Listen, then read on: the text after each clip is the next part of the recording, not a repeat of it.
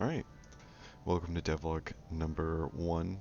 This is going to be a shorter one, more because I want to keep them on the shorter side, and because I don't think a 50-minute long video is going to be a good thing for me to edit, since I'm just starting off editing in general, or doing any of that stuff. Um, So yeah, I'm currently just using OBS, you can see it down here, and Shotcut. So I'm kind of figuring out my workflow. But this is going to be a smaller devlog. This is just what I worked on today. I've mostly been polishing some features like mix-ins and opening those up for Kotlin to interact with them more, um, which I essentially have done here with this drop stacks callback. So it just gathers them all up. This is for function 7. I'm I'm curious how this is set up in Kotlin's code. Yeah, function 22 it goes up to, and it's quite literally just callbacks. They have an interface for callbacks that it's function and then the amount of arguments you have, and apparently the max is 22. That's interesting, didn't know that, but since mixins, they're private, all static variables have to be private on a mixin. I essentially just made a proxy class to store everything, so Kotlin can add callbacks and run those callbacks during a mixin. Mixins with Kotlin don't particularly work well, and you should always do them in Java. In any case, I added one item, and that is the... Alright, so I completely forgot I took this time lapse earlier. So I am using Audacity to record a post time lapse voiceover. I'm essentially just going over the textures in Blockbench. I think I started the time lapse right after I did the back part, which, trust me, it wasn't anything special. It really wasn't. The time lapse is in 5 times, so it is bearable. I think it was actually like, let's see how long it was total. Bring this up, and it was 21 minutes total. So that's gonna scale down a lot. I think it's only gonna add roughly five minutes maybe to the video, but I just want to show my process, at least the one I'm working with right now, for creating textures. I didn't do the model creation because I did that way before I did the textures. In fact, I did that yesterday night. I just wanted to crank that model up before I went to bed, just so I could like have something I could go off of for the feel of the item. I'm also going to try to add sound effects to it. Any drill-like sound effects that won't make it such a flat item. I want this item to feel good. A lot of game design, I feel, correlates with sound. Sound and looks are a big thing in game design, and I just want it to pop. I want it to feel like it's a late game item. And I keep saying late game, and I will continue to say late game throughout this recording, and I want to define what that is. Late game is just around the time that you get legendaries.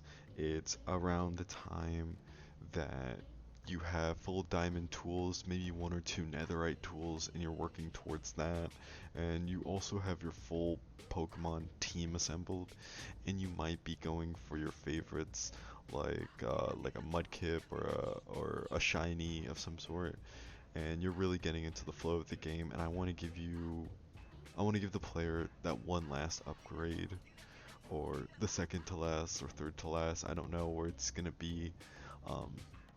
I'm not gonna limit myself that much right now. I'm not gonna make the ultimate item in my mod after making 4 others, but it is going to be an item to where they're like, oh, okay, obviously I've accomplished something if I have this now. So that's what I want the field to find it to be. And I really modeled it after, at least the drill tip, the actual drill part, I modeled it after Terrabagos. Because I'm not certain that I like all the Gen 9 Pokemon, but Terrapagos had an interesting design, and I think it's a good one. I personally think it's a good one, and I use its like turtle shell-ish area to kind of model the drip type after, and I think it came out alright. I'll say it in the video again, but I think the texture came out alright. Eventually, maybe, hopefully, I'll either learn how to model better or I will hire someone else. Um, but yeah, that's it for this little voiceover, and I think the clip is about to end as well. Um, yeah.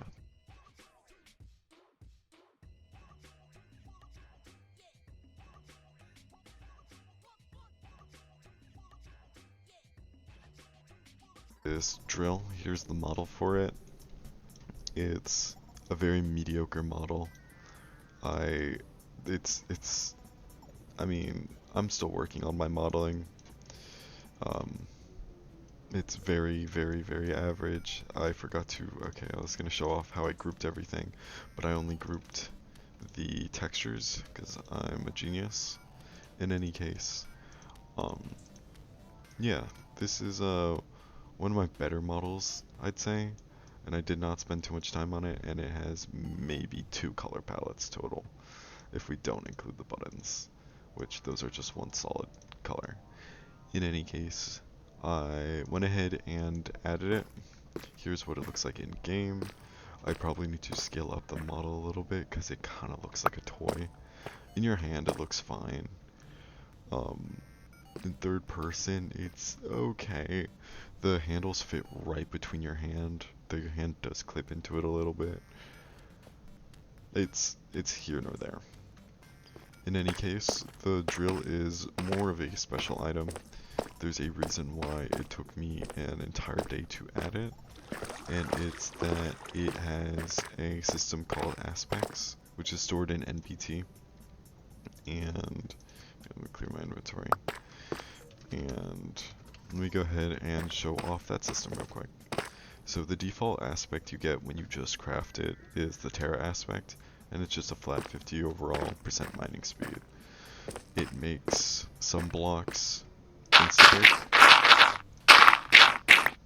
and yeah, the mining speed is supposed to be between netherite and diamond, which I'm gonna change soon, and I'm kind of aiming for this to be a late game tool for around the time that you start going out to catch legendaries. I want the crafting ingredients for it to be either fairly hard to get or just dropped from legendaries straight up. In any case, that's the Terra aspect. Now, changing aspects is easy, if not a bit inconvenient. I'm gonna go ahead and do them in order as listed here. Essentially, to change an aspect, you just need to break the corresponding block's ore. So for grass aspect, you'd break leafstone block ore, and then you get grass aspect. All blocks mined are mined with silk touch, so this gives me regular deep slate and silk deep slate. Kinda simple. Alright, moving on to the next one. And yes, it will give you the ore before it changes the aspect. So you could technically keep getting the fire aspect from that. There's probably some kind of way you could cheese it. I just don't have the brain power in me right now. Flame aspect, automatically smelt all ores. It's pretty simple. And then if you mine an ore that can't be smelted, it just gives you the ore. This is the one that took me the longest amount of time. I will probably show off some bloopers for it. Saying bloopers sounds so terrible, but some games. Um, but it is sunstone ore. It essentially, I forgot to add the language file for it. But essentially, what it does is it shows you all nearby ores. The way it does this is quite convoluted, and it's not the best fix, but it is an implementation. So what essentially does is it goes through all the nearby blocks and it tries to set them to glow, but it converts them to a falling entity in order to get that glowing effect. So every block turns into an entity shortly. So let's go ahead and do it. You can walk straight through them until they turn solid again, and then jump out. So that's not really the intended effect, but it will have to work for now because there isn't too much information on it. It's not really a fun process. I'll just leave it there. In any case, it has a 30-second cooldown, and I'm thinking about having it take away directly from the drill's durability. So it's kind of an ability or a thing you use sparsely. It gives it a resource that it needs to feed off of instead of having it be literally infinite, and the only timer is 30 seconds. So you could just go through, mine every block, wait 30 seconds, use it again, start mining again. Yeah, you could conserve a lot of durability, but I want to offset that. Anyways, so yeah, that's the sun aspect. Let's go ahead and get the thunder one. Sorry, that was the shiny aspect.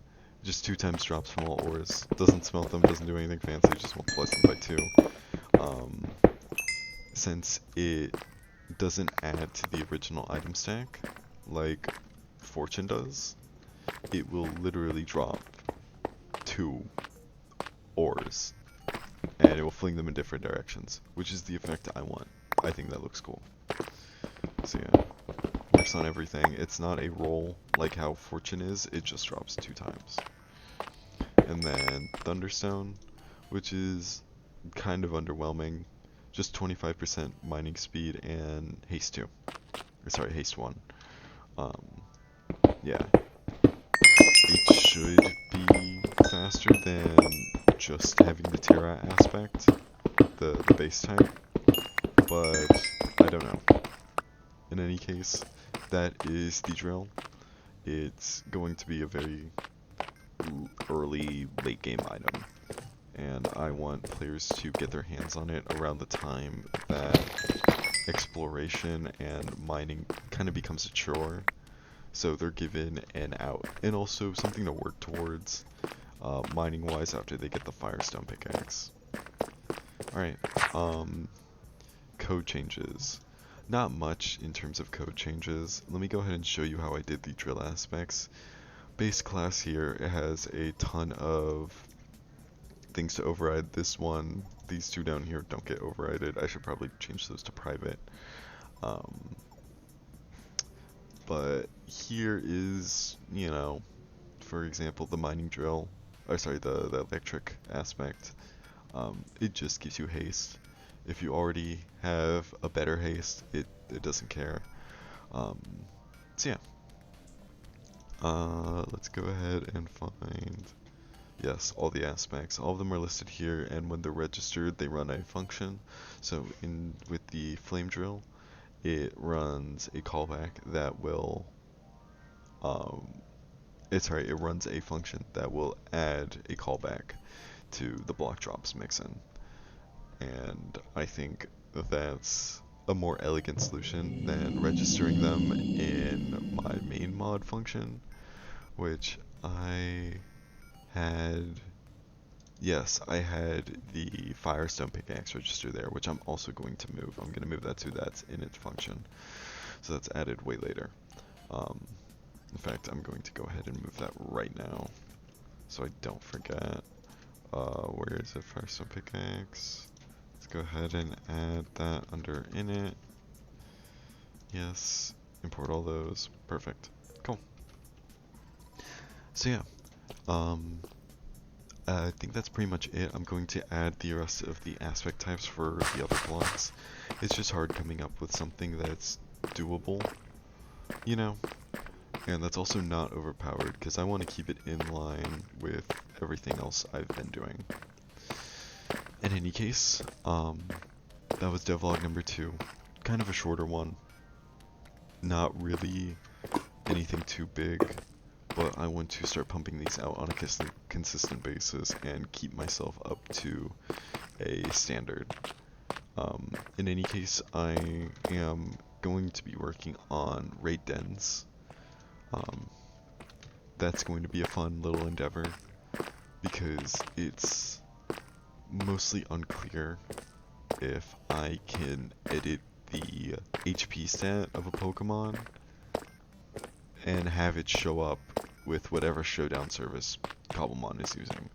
I really hope I can, so I can have really strong raid Pokemon, but in the case I can't, I will just have to scale the Pokemon's level past what is normally possible, and then when the raid is over, create an entirely new Pokemon with a scaled down level. In any case, that is all for today. So yeah, alright.